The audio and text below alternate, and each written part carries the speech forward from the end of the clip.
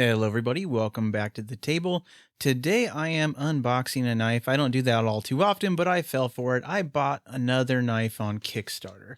So this one right here comes from Peak Spec, and this knife is called the Paramount. And so of course, being a Kickstarter knife, I bought this many months ago, and I kind of even forget what the knife is supposed to look like, what its specs were. So I'm going to open it on camera, give you guys a sneak peek of this knife and whether it's worth the money. I do want to say the knife in total cost between, I don't know, 35, 40 bucks. So it's definitely a budget knife. It's in that price range. So I, at this point, don't really know what to expect with this one. So let's open this up and see what it's like. So this is the Peak Spec Paramount knife. We'll open it using the Civivi mandate here. Hopefully I don't cut through anything important in there. Let's take a look. Okay. Alrighty, so does it come in a box? It does come in a box. We have a small box and absolutely no paperwork. So let's take a look at the packaging. Paramount Premium Pocket Knife. What do we have here? Here are any specs.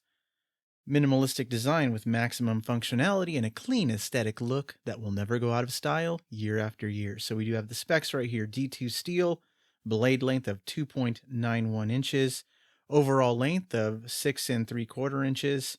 Weight is less than 2 ounces. So we have the scale out and we'll test that out. This is a liner lock with white G10. So the white G10, from what I remember, is kind of what drew me to this knife, because white G10, you don't see it too often on knives, especially production knives that are, literally first run knives. So here is our Paramount by Peak Spec. Taking it out of the packaging. Let's take a look at that very square design. We can see a thumb stud on one side. Taking a look at that. Deep carry pocket clip, which is actually kind of nice. Looks like it's reversible. So let's check this out. All right, so let's go for our first opening. Is it flickable first time? Oh yeah, that opened very nicely. So taking a look at the blade, we have kind of this sheep's foot blade. It has a recurve to it, which is kind of nice. And this is a black coated blade, D2 steel. No markings on the reverse side, but we have the Peak Spec brand on one side. Let's check out the actual measurements of the blade. Let's check it out. So we are coming in, yep, just a hair under 3 inches of overall length. So that's accurate measurements there. Overall length is looking like, yep, 6.75. So that's pretty accurate. Very nice. Is there any play in the blade? No, it is all nice and tight. Very cool. So that is very nice. In hand, even though it's kind of squarish, it doesn't really feel uncomfortable. Looks like we have back here a lanyard hole or a keychain hole if you want to use it on a keychain. Looking inside the handle, it looks like they did skeletonize the liners. That's awesome for a budget knife to see that done.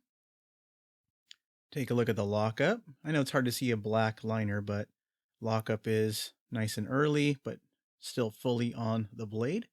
Very nice. That's impressive. All right. Centering. Centering looks a little to the show side, so not perfect, but for a budget knife, not too bad. I do like the deep carry pocket clip. Let's try and swap the clip sides right now, because right now it is a tip down carry.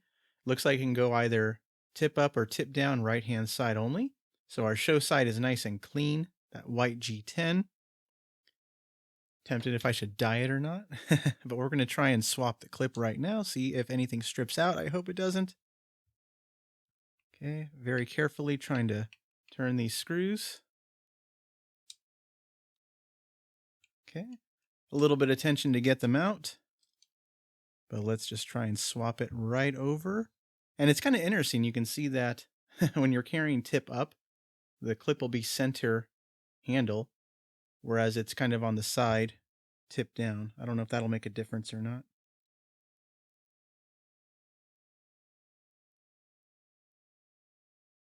You can see the tension on it. Tension is not super tight, which that's not a bad thing necessarily, but that will make it easier to get in and out of pocket. You can see the clearance of the screws. So the screws are not flush. But again, I don't necessarily demand them to be. Okay, looks like everything's nice and tight. So there we go. We have the clip reversed right on camera. Everything feels nice. Let me find a piece of paper so we can test the sharpness. Don't know what I have close at hand. I just have this little piece of scrap.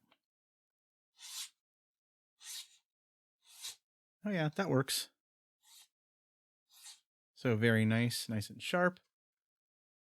Let's do some size comparisons while we have this knife out. So again, one of my favorite knives is the Kershaw Blur. So let's take out the Kershaw Blur and compare this to the Paramount. So side by side, you can check them out. Let me try and put them pivot to pivot.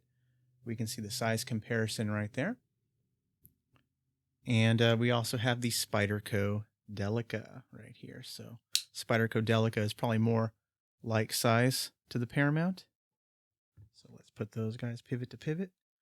Yeah, very comparable. Definitely in cutting edge, that would be for sure. So, but let's check out the weights of these knives. So first we will check out the Paramount. So we are looking at 2.54 ounces. So definitely not less than 2 ounces as advertised, but still not a heavy knife by any means. For a knife with a near 3-inch blade, that's pretty respectable, 2.5 ounces. I mean, in comparison, we can see the Delica with its all plastic construction handles is going to be less. Yeah, 2.3.